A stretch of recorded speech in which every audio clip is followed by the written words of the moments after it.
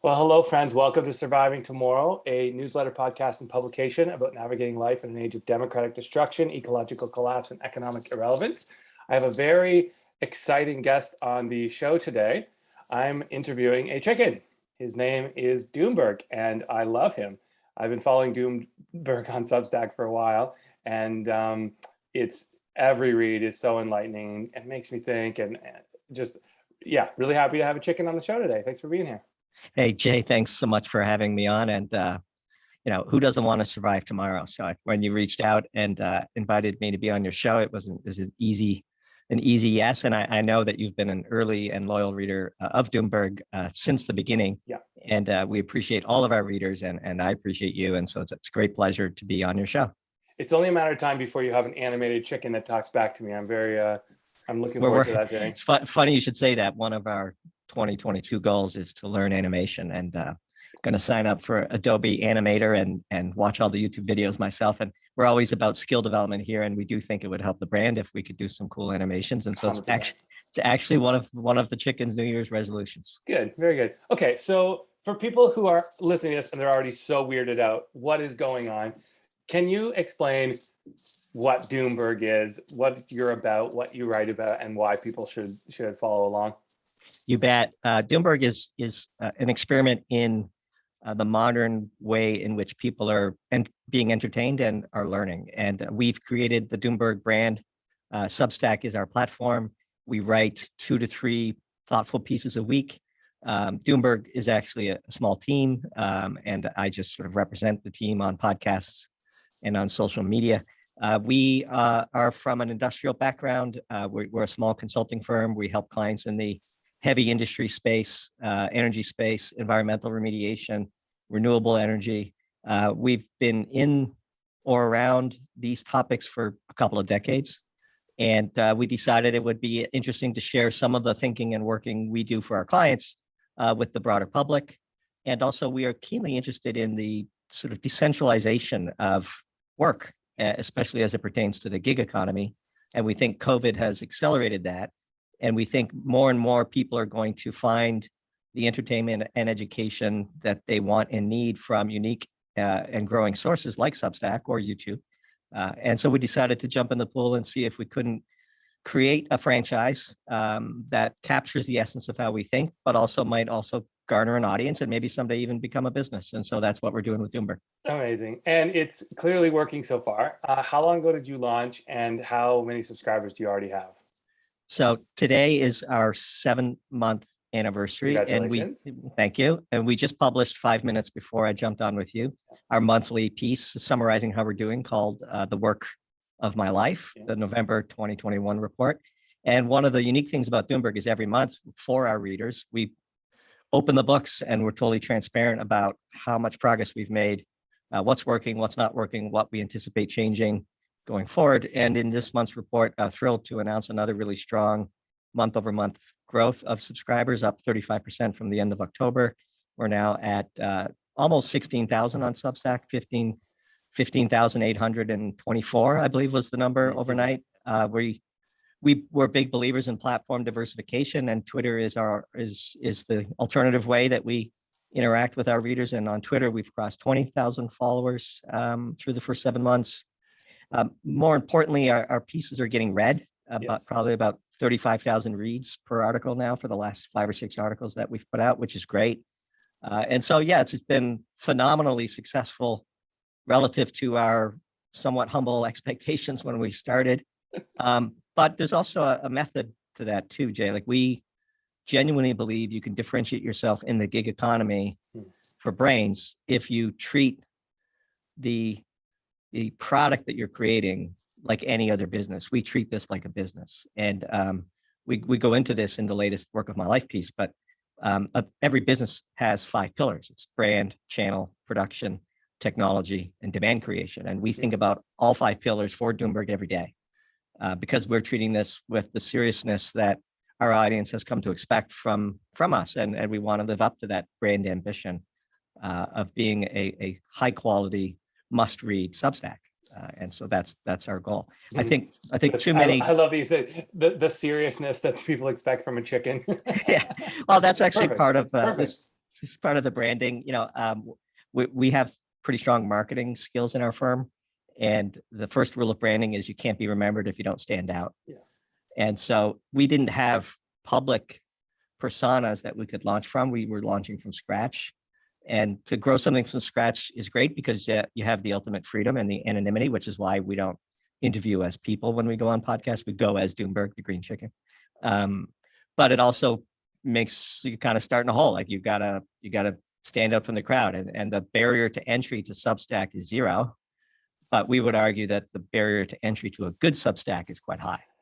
And so that's what we're aspiring to do. And to the extent that the feedback we get from our readers has been positive, we also get some criticisms, and we answer all of those as well. One of our rules is every single email gets responded to quickly. Cool. So every piece generates lots of feedback. We take criticism, at least polite criticism, in the way that it's intended. And we're always in a continuous improvement mindset, which again flows from our business backgrounds. Yeah.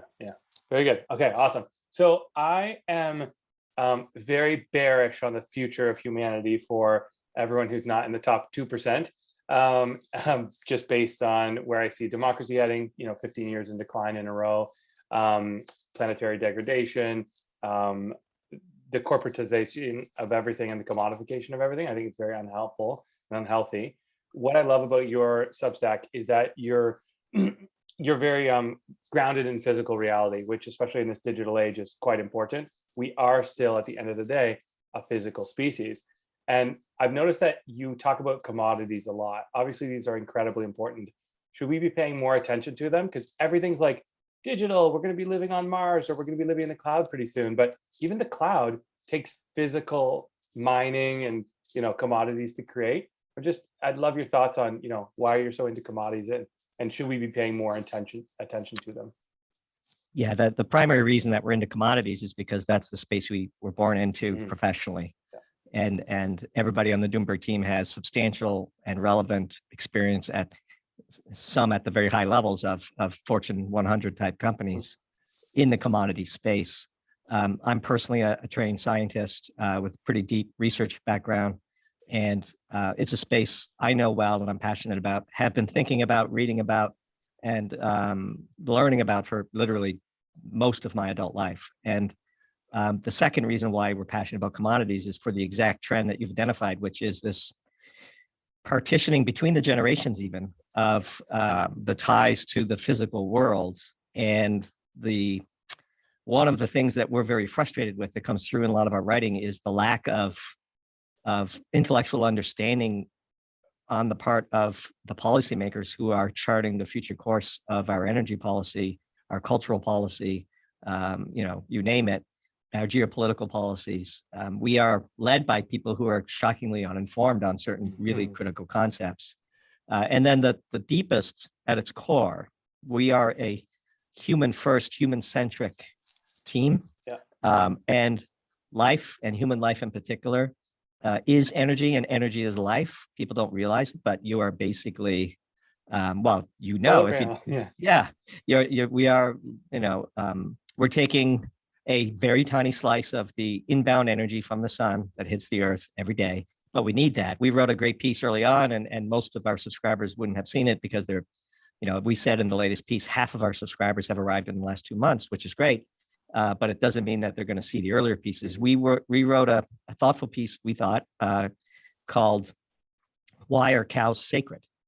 And people don't realize it's an expression, but these expressions derive from wisdom. And cows are sacred because they're basically the first solar-powered rechargeable batteries. Cows can eat grass and plant stuff that humans can't, and then they convert that grass and plant stuff that we can't eat into milk, which can then be converted and stored as energy in the form of cheese. And they do this throughout their lives. And then when they pass, they give us a final gift of all of this meat to eat.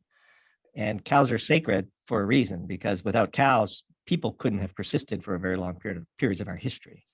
And once you understand that energy is life, and that there's just a finite amount of energy that needs to be utilized to make the world go round, in this case the human world go round, your policy decisions around energy are really policy decisions around life. And if you get it wrong, people die. Mhm. We wrote a very powerful piece called Starvation Diet, which predicted much of what we're seeing in the fertilizer market today, and further predicted the consequences, which we'll see in a few months, I'm sure. Mhm. But there are going to be food riots, social unrest, and tens of millions of people will starve because of the blunders of European energy leaders in the Western Europe in particular. So commodities are life, energy is life, and too many of the current generation, I don't want to sound like the angry old man shaking his fist on the lawn, too many of our newest generations have no tangible connection to the real world and how things actually work. Yeah. So, And they're about to enter the metaverse, which is not going to help at all. it's going to exacerbate the problem. Yeah. The servers that power the metaverse are plugged into the grid, and the grid gets its power from somewhere. Yeah. And the digital is built. And I'm not anti-technology. I'm not, and my children play video games all day. Exactly. Well, we take advantage of it. We're building basically a character in the metaverse with Doomberg. Yeah. We do believe this is a mega trend that we're going to swim with. We're too often in our lives we've swum against the current. With Doomberg, we're just jumping in the pool and letting the river take us where it's going. We are huge believers in the metaverse, and that's manifested by the amount of investment of time, energy, and money that we've put into building up Doomberg. Mm-hmm. But that doesn't mean that there are ways to address the climate issues and the environmental issues that you're passionate about intelligently. And we're all for those ways, but we are frustrated by what are seemingly obvious blunders, self-imposed errors on the part of our leaders. And we do think that flows from the lack of education, lack of real world experience. If you had spent a decade walking around the largest commodity structures in the world, you would have a more visceral understanding of where stuff comes from, which is the name of one of our most popular pieces. We literally show people where stuff comes from. Stuff just doesn't appear. Yeah. There's a lot of brilliant people doing a lot of hard work, implementing a lot of innovative technologies to make it seem like magic that your stuff just appears. But stuff comes from somewhere, and if we get that wrong, like Europe has done, you're going to see substantial consequences going forward, which you're going to experience. We will get to fertilizer in a few minutes because it is a hugely important topic that no one's talking about except for Doomberg. But I read a book when I was may have been a teenager, early 20s, called Empires of Food: How Civilizations Basically Fall Apart because they get unsustainable when it comes to food policy and fertilizer and all these things. So if you're listening, Empires of Food is an excellent book that I can recommend. But of course, Doomberg, when people think about commodities, the first question that comes to their mind is, can you please explain why gas prices are going up? Yes. In Europe, I can explain why gas prices are going up. Gas prices are going up in Europe for a variety of reasons, some political, some policy, and some nature. And as it happens, crises are born from converging events that are unanticipated that amplify each other. And so at its core, the European Union is trying to shift away from fossil fuels towards more renewable, but is doing a poor job of managing and executing that transition. And so there are lots of little reasons, not the least of which production was down. Natural gas prices were expensive in the spring, and people who store natural gas for the winter were hesitant to fill the tanks at those prices. Europe is heavily dependent now on Russia for closing the gap. They entered the winter season with the lowest percentage of storage filled of natural gas on record that I could see, at least on my Doomberg terminal. A typical year, they might reach 94, 95% of inbound storage. And heading into this season, it peaked out at under 80%. So I think it was 79 or 77, somewhere in that range. That might not seem like a big difference, but that's huge. And just to give you some context, the US right now at the last report is something like 1% below its 5-year average. Like the US is fine. The US has a massive abundance of natural gas, which we can get into because it's part of the dynamics. But the natural gas is a tough fossil fuel to handle because it is a gas. It's, solids are easier to ship around. That's why coal is cheap. Liquids are a little more difficult. That's why oil is sort of the next leg up. And then natural gas, while it burns the cleanest and it's very, very useful, produces electricity with minimal toxic byproducts and a lower CO2 footprint than either oil or coal. It's hard to handle, and you need pipelines to do it. The pipeline network in Europe is dependent on people that don't like us.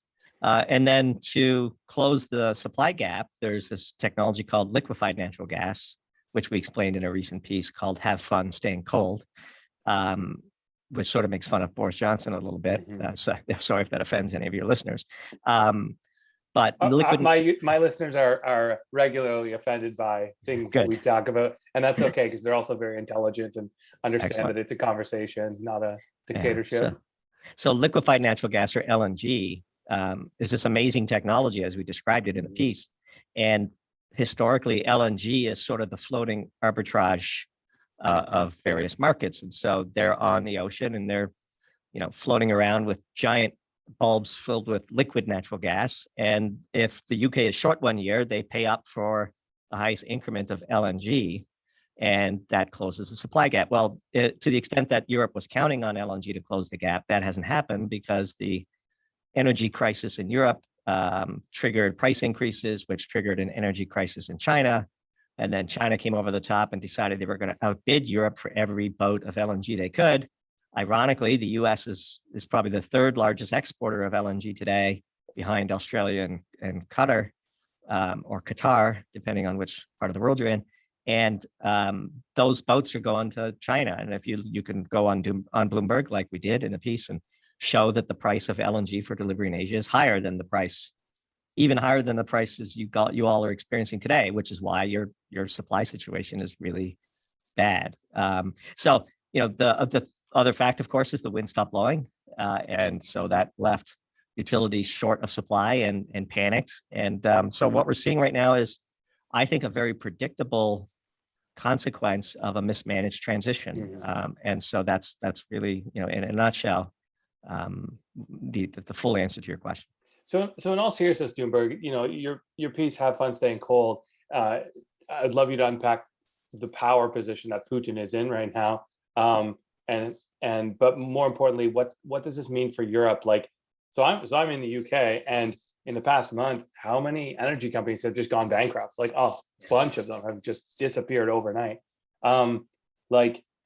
If there's a big winter storm, could people be freezing to death here? Are we going to see a Texas situation where the price spikes like crazy? What can we expect in Europe, especially not just this first winter, but if this continues year after year? So it's not called Doomberg because we're the home of optimism. But even with that caveat, I would say that Europe is taking a massive gamble on the weather. And if the weather is bad enough and cold enough, and you get sort of an Arctic blast that hangs over Western Europe for several weeks, you could be in very big trouble. And yes, people could starve and they could freeze. I think it is a potential catastrophe of epic proportions. Now, what will happen is the price of natural gas will have to explode higher until demand is destroyed. Yeah. And we don't know what that price is, but as you mentioned in the Texas emergency, which we wrote about very early on, the price of natural gas in Texas on those days when the supply grid collapsed spiked to over $1,200 a barrel oil equivalent. It skyrocketed. And so the prices we're seeing now in Europe could just be the beginning. Now, markets have a way of correcting, extra, prices usually trigger extra supply, but we have crimped supply of the fossil fuel industry as part of our desire to shift to more renewable. That comes with some consequences, one of which is it takes time to restart things. If you've plugged a well, sometimes you might not even be able to re-drill that well. And by the way, Xi in China is outbidding Europe. And so unless it becomes a geopolitical decision on the part of the US and Qatar to help Europe, the economics of the situation are such that China, which is the home of a lot of the global manufacturing, and desperately needs a supply, China's probably going to get that increment, and Europe's just going to have to gamble on the weather. So I would be stocking up on warm clothes and healthy foods. Firewood. Well, it's if you could safely do it. A lot of people don't know how to build a fire these days because they're busy living in the metaverse. Crazy. So it's a potentially precarious situation. I think even if it doesn't materialize to the worst possible outcomes, Mm-hmm.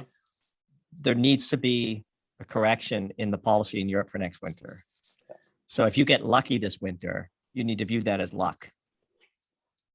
It's so interesting. Henry David Thoreau, the father of environmentalism, he said something along the lines of, the only thing it would take to extinguish the human race would be for winter to blow a little longer, a little colder.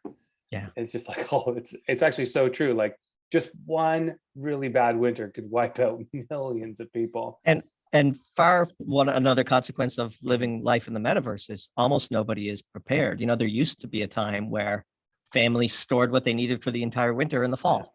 Yeah. And my family and many of my friends have what's known as sort of a preparedness mindset. Surviving Tomorrow is the name of this podcast.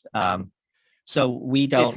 It's not prepper. Yeah, that's okay. Theorist. Yeah. It's just preparation. Yeah. Yes. And we wrote a piece called I forget. It was on preparedness and preppers. One Flew Over the Prepper's Nest is the name. Normally, I have a good memory for the pieces we've written. And look, the current economy is evolved to just-in-time delivery. Mm-hmm. The grocery stores have an average of 4 days worth of inventory in them. Over and over and over, we see hardware stores and grocery stores get completely emptied ahead of hurricanes in the south of the US, for example. We would never put our families in that position. We'd never have to panic buy because we have prepared buyed. We have enough food to last a while and to give to friends in need. And we think about preparedness. And, if the people that serve us and society aren't going to store inventory on their shelves, we decided that we're going to store it on ours. Yeah, it's such a wise thing to do. There's a book called Emergency by Neil Strauss, I think. And his opening quote is, he talks about how 3 weeks of empty grocery stores in America will descend into anarchy. Like, we're just so underprepared. I'll take the under. There's a great phrase in the preparedness community called 9 meals to crazy. And if because most people have a day or two of food in their dwelling. Yeah. And so I would say 3 weeks would be, I'll take the under. Yeah. It's really interesting you say, Doomberg, that back in the day, people used to store a winter's worth of food. That triggered two thoughts in my mind. There is a amazing First Nations outdoor living museum where I used to live in Ontario in Canada called Crawford Lake. If you're ever near Niagara Falls, hop the border, it's worth your time. And it's basically a rebuilt First Nation settlement. And First Nations, because they were so reliant on the land, they actually stored 3 years worth of food. So they had grain stores, corn stores, venison stores, salted and salted fish and whatnot, 3 years, because they never knew if they were going to have a really bad harvest. They never knew if they were going to have, a blight among the deer or just a brutal winter. And so that was the first thing that stood out. And then the second thing that stood out to me was gone from my memory. It had something. Oh, Jerusalem. I visited Jerusalem a couple of years ago for a book I was working on. And the first thing my host did when he brought me into his house was took me downstairs and showed me basically like the panic room, where if Hamas sends a rocket into the neighborhood, we head down into this secure bunker of a room. It's got a water supply in the floor. It's sealed against a gas attack, and it's got several weeks of food in it. And he's like, oh, I don't know anyone who doesn't have this. And it's similar in Switzerland, similar in Austria. We've been to many towns where they just have a room in their basement with bunk beds and food, and just in case. It's like entire cultures that are prepped for it. Whereas most of my friends in Canada, and especially in Canada, they don't even have fireplaces. It's just a fake gas fireplace, a gas forced air furnace. There is actually no physical way to heat themselves without a potentially Texas spiking priced, oil and grid system. It's quite crazy. It is. And again, when we think about this a lot, and one of our concerns is, while the US is a bit overconfident in its technical abilities and views itself as the sort of pinnacle of human evolution, cultural evolution, economic evolution, by trading efficiency, by trading sort of robustness for efficiency. Not only are they more vulnerable than they think, but they're so out of practice with having to deal with the consequences of a disruption that I think the US is least prepared for a prolonged outage across a wide swath of the geography. I'd say it's especially true in the cities. I would argue, we live in flyover country, sort of the Midwest of the United States, and they're a bit hardier out here. If you get out of the cities, they have, backup plans and contingencies, but it is a scary prospect, and it's a rabbit hole you can go down. And I have personally, and you have to sort of catch yourself and say, there's only so much preparedness one needs. Yes. My mental approach to it is I'm prepared to shut my home's doors and wait out 30 days with minimal discomfort. And I think about sort of the four main inputs to a home, which is water, electricity, natural gas, and goods and services, and the two main outputs, which most people don't think enough about, which is garbage and sewage. And if we lost ready access to the modern comforts of all six of those things for 30 days, we can make it. And then under the theory that if it goes past 30 days, it's probably not worth sticking around anyway, because society's going to have collapsed. And so we're not the type of people that are prepared to last 3 years and have a room full of AK-47s to fend off the zombies. We are simply shaving off as much of the long tail of risk that our families are being subjected to by the manner in which our economy has evolved. In a prudent way. And it also is a minor hedge against inflation. All the stuff we bought in the past is more expensive now. And so that's just sort of an extra benefit. It's the analogy we use in One Flew Over the Prepper's Nest is when you buy insurance on your home, you pay for that, and you don't bemoan the fact that your home didn't burn down at the end of the year. And so to the extent that investing a little bit of your money into some preparedness to shave some of the risk from those six variables that operate the factory that is your home, then it's just another form of insurance with a free inflation hedge attached to it.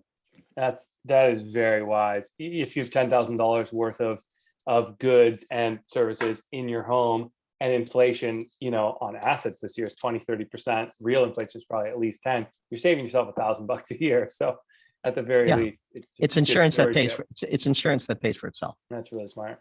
Really smart. So okay, so one thing I want to talk to you about, if someone on the far left logged onto Doomberg and read 3 articles, I get the sense that some of them might write you off as, oh, these guys are just pro big oil, they're pro fossil fuels and natural gas and all this stuff. Obviously, we need to get to a sustainable world.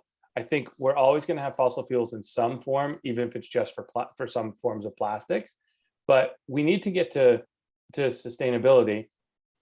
Tell me if I'm wrong, but you also want to get to sustainability. It's just the transition that we need to do more work on the new generation of powers before we ditch the old, right? Is that what you're saying? It's partially. So I would submit to you that yes, to the far left, anybody from the far left is going to view Doomberg as being to their right. That doesn't mean we're on the right. So for example, we wrote a piece called America's Energy Policy is Bonkers. And in that piece, we laid out what we would do. And a core element of our philosophy is the path function matters. We all agree on the end state. Nobody disagrees that a world which burns far fewer fossil fuels, provided we can provide the life that the energy that represents to more equitably, by the way. So people on the right would view us as being on the far left. I'm with you. The top 2% are going to be just fine. But we wrote a piece called "Let Them Eat Pizza," where we'll get to that. In a minute. Good. So to the far left, we would be to their right. Our philosophy is we need to be building out nuclear power hand over fist as quickly as we can, and that we should be proactively replacing coal with natural gas, not limiting natural gas production during this transition. That we should be building out renewables and wind and solar, but we should also be building out grid capabilities. We've underinvested in our infrastructure. If you're going to load the existing grid with a bunch of wind and solar, which have intermittent production capabilities and low conversion factors, then you need to have a more robust grid with more grid storage, whether that's batteries or physical storage. So some innovative stuff in gravity storage that we really like. So our strong arguments are energy is life. We need more energy, not less. We need less fossil fuels as part of the mix. And we should be aggressively pursuing nuclear policy and natural gas as sort of the foundation, and renewables and storage as the swing capacity, with a far more robust grid before we start making these changes. Because when you start making these changes prematurely, you see $36 a million BTU gas at the Dutch terminal, and you see $38, $40 natural gas in Japan and China. And that is going to crush poor people. I'm not arguing for the rich people. We're arguing for the poor people. There's in the why are cows sacred piece that we go into Maslow's hierarchy of needs, and how there's 1 billion people on the planet that don't have their basic needs met yet, and we just can't morally stand by and allow that to continue to happen, let alone restrict supply and make it worse. We wrote a piece on water. The piece was called "What If Electricity Were Free?" And our argument was the Western world, the developed world, would still leave the poorest people on the planet out to fend for themselves. This bounty of a nuclear fusion breakthrough, for example, which was the topic of that piece, would not be spread equitably. It wouldn't be spread at all. It would be concentrated in the way that we concentrate things today, which is among the rich in the West. And for proof of that, we point out that for much of the Western world, water is free today. It costs less than a fraction of a penny to produce a gallon of water from seawater via reverse osmosis. Few people know that. The entire country of Israel produces its own water for a fraction of a penny per gallon. And so for a $20 bill in Israel in 2016, you could buy 9,000 gallons of water. That's effectively free. And the poor people of the world still don't have access to clean drinking water. And so, back to your original question about somebody coming from the far left, they should view us as an intelligent, practical ally in our shared mission to preserve as much of the environment of the planet with a pro-human mindset, especially a pro-equitable mindset. We think about poor people in the developed countries. I've driven through the slums of Brazil and looked out the window and seen I've driven through Mumbai, and the amazing economic inequality that's there, and it's sad, and it's shameful. If we challenged Amazon and Alibaba to ensure that every human had access to clean drinking water within 2 years, we could solve that problem. So it's not a technical problem, and it's not really a financial problem. It's a political problem. We've chosen not to, but yet the same people that have to be aware that this can be solved and isn't being solved are the same ones making the mistakes that are making the problem worse. And so, and it is what it's like. We are a diverse voice in the debate. We take, our objective with every piece is it should be funny without being silly. It should be provocative without being polarizing. And it should teach without being too, self-indulgent. Self-indulgent. And to the extent that that is the brand that we're creating, we're happy to be a participant in the debate. Look, we're on Substack. We're not in government. We don't work at big corporations anymore. We're not really going to have a huge impact. We have a voice. We enjoy expressing that voice. And if we teach somebody on the far left something because they read 3 of our pieces, then mission accomplished. So there you have it, friends. Nuclear, natural gas, something for everyone to hate on Doomberg. Exactly. I grew up in a town called Guelph, Ontario, and the downtown used to get flooded every couple of years because the river was just so unreliable. And they eventually were like, okay, we've had enough. And they built a dam, and now we've got huge amounts of hydro. We've got a beautiful lake that you can swim at and take your boat on, and the downtown doesn't flood. So I grew up with this mindset of like, we just need more hydro. It's just free power. And it just seems like such a no-brainer to me. My country, so Canada, you don't pay an electricity bill or a power bill. It's actually just called a hydro bill, because Canada produces like 60% of our electricity from hydro, but we have capacity to triple that. There's just between hydro, solar, nuclear, wind, geothermal, there's just like a shocking amount of energy that we could be utilizing for human flourishing. And that's what I love. And that does come through in your pieces. that you guys are pro-human, and that is so important.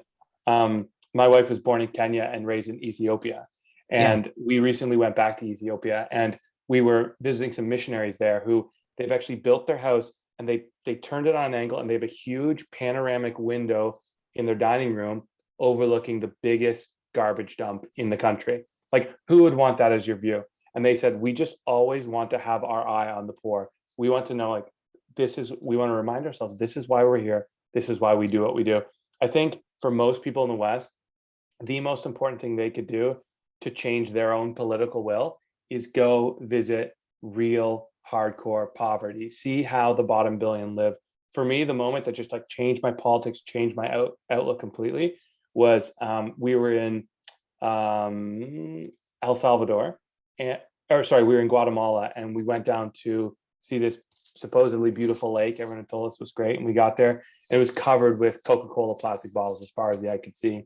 And we saw this young boy, 19 years old. His name was Daniel. He had no legs, and he crutched himself up to this rusty fire hydrant, and he sat down and he pulled out a straw and he started drinking from a rusty fire hydrant. And that was the moment for me where I realized, man, forget the markets, forget all this. Widespread well-being is our mutual goal as a family. So surviving tomorrow, that's what we're all about. Is just like, what's the conversation we can have that will plant seeds that will lead to widespread well-being? So energy is a huge part of that. Spinning off of energy for a minute, I'd love to hear your thoughts about the present and future of cryptocurrency. And I'd also love you to talk about Dystopia coin, Fed coins, and if there's anything we can do to stop it. So you had a piece recently called Dystopia Coin that was very good. So yeah, your thoughts on the crypto market. Yeah, so you asked me earlier if a far left person came to Doomberg, what would they get? If a crypto maxi came to Doomberg, they would get the impression that we are the old, we're the old man shaking our hand on the lawn. And so to be very clear, we find the technology behind some cryptocurrencies to be very interesting.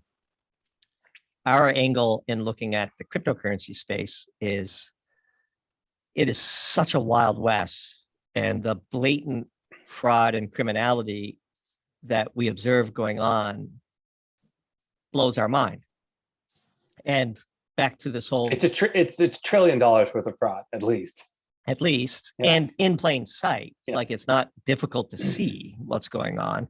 And there's unregulated exchanges that front run their clients, and there's wash trading, and there's money laundering. And, in the US, they, of course, if everybody thinks of the US as free, the US has got pretty stringent capital controls, actually. And they monitor the US dollar and its citizens in a very in ways that the US Constitution and the people that wrote it would shudder. But that being said, it's just a fact. I can't go to my bank account and take 9,900 of my own dollars out multiple times in the same day without getting charged with structuring.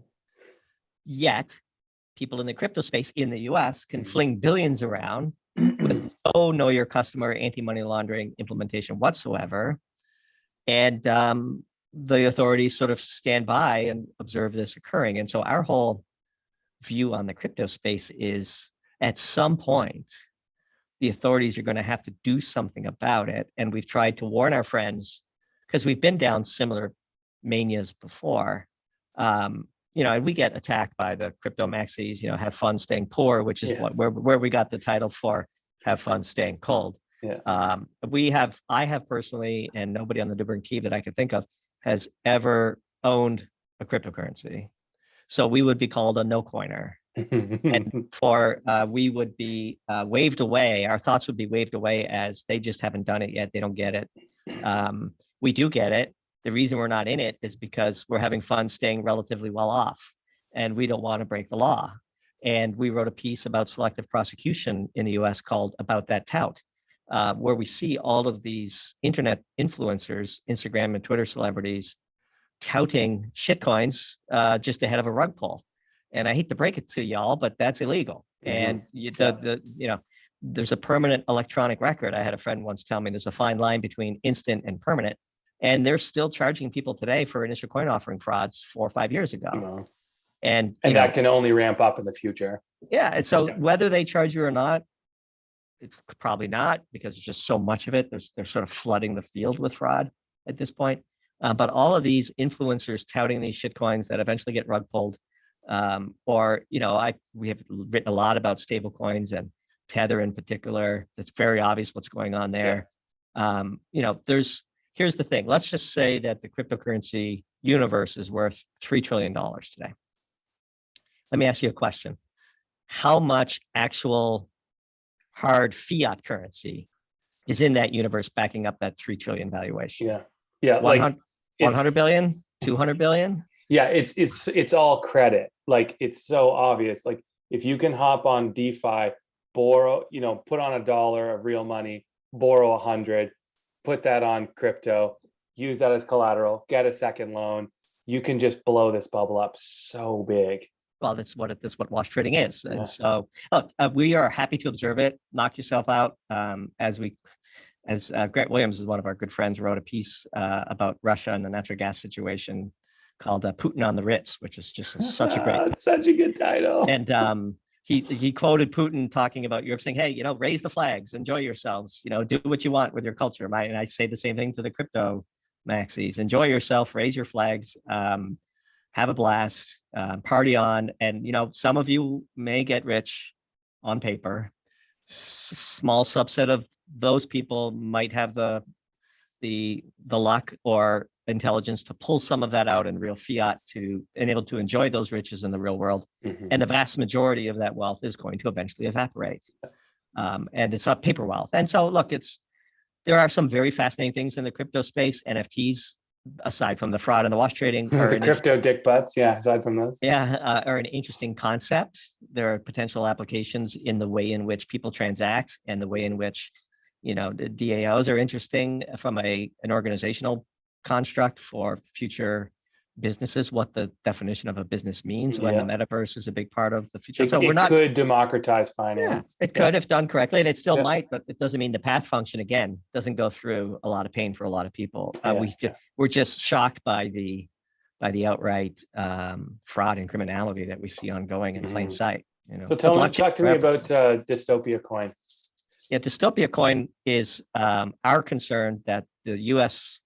Federal Reserve and the similar central banks around the world will eventually essentially co-opt banking, and they will cut the path directly to the people. And the digital currency in the US will be a US dollar backed by the Fed and distributed by the Fed. And that would destroyed by the Fed and controlled by the Fed and monitored by the Fed. And so once the federal government can convey to you digital currency, they can then begin to convey to you how that currency can and cannot be spent. And so, for example, we start with some very obvious ones that everyone would say, oh, of course not. So we asked, could you spend your Fed coin on pornography or marijuana? While marijuana is legal in some states, it's still a federal crime. So it's probably unlikely that you would be able to use Fed coin to purchase marijuana at your dispensary. Okay. So given those barriers, that means there's a line somewhere. Somebody gets to draw it, and we predict it won't be static. And very quickly, the path from centralization to control is a very short one. And there's a reason why the U.S., which is got many characteristics which we enjoy and some which we shudder at, but one of the characteristics it has undeniably is a independent streak amongst many of the people that live here. And there's so much more cash bills changing hands in the US than in Europe that it surprises European tourists when they come here. People still like to pay with cash because cash is anonymity, which is why the structuring laws with $10,000 as a limit before you have to report the withdrawal of the cash. If you have $100,000 in a US bank account today and you went to that bank and asked to withdraw it, you would get a lot of questions. So we're not as free as people think. And just like there's an arrow to time, there's an arrow to freedom, and it's shrinking. And Dystopia coin, we think, would be a giant leap down in personal freedom in the United States. And to the extent that it's adopted in other parts of the world, it almost inevitably will be. Democracy isn't the natural state of humanity. And the entropy effects in politics are always pointing against democracy and towards totalitarianism. And we think the Fed coin would very quickly be the Dystopia coin. No, I 100% agree. I call it Panopticon Are you familiar with Panopticon structures prison? No. So Panopticon, the idea, it was invented by Jeremy Bentham in the 1800s. It's a circular prison, tower in the middle, one-way glass, so the observer can look out and see every single cell, but the prisoners can never see into the tower. So theoretically, they're always being watched, but there doesn't even always have to be someone in the tower watching. They know they are being surveilled, and they will change their behavior accordingly. 100%. And that's what a Panopticon would unquestionably do to society. Would you purchase this edgy book on Amazon if you knew that's going to be in your permanent record forever? You're going to avoid it. So you start soft censoring. Would you subscribe to Doomberg? Like that's one of the questions we had. Like if we ever turn on a paywall, could you pay for Doomberg with FedCoin? We've written some pretty critical pieces on the Federal Reserve. Maybe they might not like that. So these questions are serious. These thought experiments are a bit extreme, but that's one of the ways we think, which is we conceive of extreme thought experiments and consider the consequences, and we enjoy doing that, and we enjoy writing about it, and we're thrilled that people read them. So, do you think there's anything we can do to stop Dystopia Coin? We're doing our part. I would say I'm broadly optimistic about people, but I'm broadly pessimistic about the current governance structure and the overlords that are in their infinite wisdom trying to plan the outcomes for such people. So we don't have to look any further than the natural gas situation in Europe for proof for sure. Of the relative competence of the people that lead us. And by the way, that's a cultural consequence of the fact that nobody wants to be in politics anymore. It's a dirty, terrible business. Nobody with any sense of talent and ambition would choose to go into politics voluntarily, in my mind, because it's the microscope and the personal destruction possibilities and the scandals, and it doesn't pay as well as the private sector if you have real talent. And so for the political leaders, I'm not talking about the administrative state and the people that work, at the post office and things like that. Those are great jobs with great benefits that people enjoy having and do good work. I'm talking about the leaders, running for president, running for Senate, the amount of personal trauma and inspection and the microscope you have to live on disqualifies so many competent people from it that we're kind of left with the ethical still bottoms of society who are willing to run that gauntlet. And sociopaths who just love having control over other people. Like that would be a subset of the ethical still bottoms that I referenced. Okay, last question. We got a hard out in about 4 minutes. Let them eat pizza. So I am DNA related, embarrassingly, to Marie Antoinette, who famously said, "Let them eat cake." If they don't have bread. Sure. Can you unpack the insider trading that is going on in Washington? Well, it's really the ultimate scandal in my mind. So the core of the piece is that Fed governors in the Federal Reserve System were front running the country, and day trading. Unpack that. Explain that. Yeah. So they, for example, the president of the Dallas Fed, he was trading massive amounts. He's an ex-Goldman Sachs guy. He's a wealthy individual. Kaplan is his last name. And we started the piece saying, imagine being Robert Kaplan. Imagine being a centimillionaire. Imagine being promoted to the head of the Dallas Federal Reserve, and imagine that not being enough. And he was trading in futures, which is the most speculative type of trading that you would typically do in the stock market, ahead of Federal Reserve announcements, and going on TV and jawboning the market without disclosing that he had all of these positions on. And the full story is not yet released. There's a really great website called Wall Street on Parade that is a cheeky, independent newspaper that tries to hold people on Wall Street accountable. And they've been trying to get the full record so they could time his purchases to what he was doing and what he was saying on television, and they can't get them yet. It's a scandal. Nancy Pelosi's husband trades options in companies while those same companies have important legislation under consideration, and she has very substantial power over it. It's outrageous. It's the stuff of revolutions. It's why the French Revolution, let them eat cake, was the reason why we went with this title. And the reason why we chose Let Them Eat Pizza is because in that piece we contrasted the lack of enforcement against these elite with the enforcement that the Securities and Exchange Commission, which is the governing body of the stock market in the US, they routinely nail mom and pop shops and small traders for minor, not minor, they're infractions, but they pin them to the wall. And we showed in the piece that they very loudly and proudly put a press release out nailing an accountant at Domino's Pizza for insider trading ahead of their earnings call. And the guy netted $32,000 in illicit profits. Gosh. And look, we're not defending him. Yeah. He lost his job. He lost his ability to be an accountant. He had to pay back twice his gains. He had to go through the public embarrassment of having his name in the paper. Meanwhile, the president of the Federal Reserve Bank of Dallas is flinging around futures, $5 to $10 million at a time, and going on TV and talking his book. And that's the type of selective enforcement that should scare people, that should outrage people, that needs to be talked about and shouldn't just be covered up. And so to the extent that our little piece, which got read by some people, participates in that, then we've done our job. But it really is a shocking outrage. We ended the piece with a line, something to the effect of, it's an orgy of self-enrichment by the elite. And there's only so many pieces you can take from the bottom to put on top before the whole wall collapses. Well, Doomberg, this has been a great interview. Let's do it again in 6 months after we've read another 50 amazing articles from you. Friends listening, check out doomberg.substack.com. Important conversation. You're at 16,000 readers so far. We need certainly every member of Congress to be getting forwarded your emails on a regular basis. We need competent people in government who are pro-human.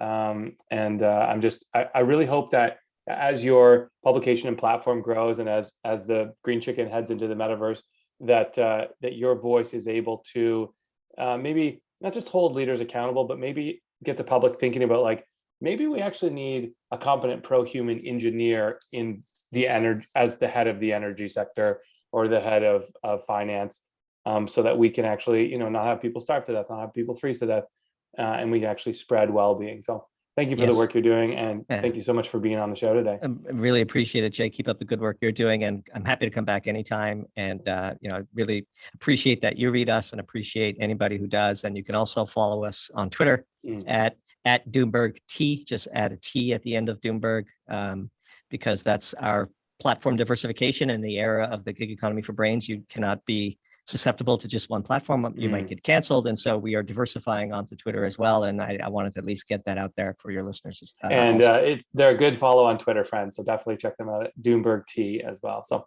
thank you so much. And we'll talk again. Thank you. Bye.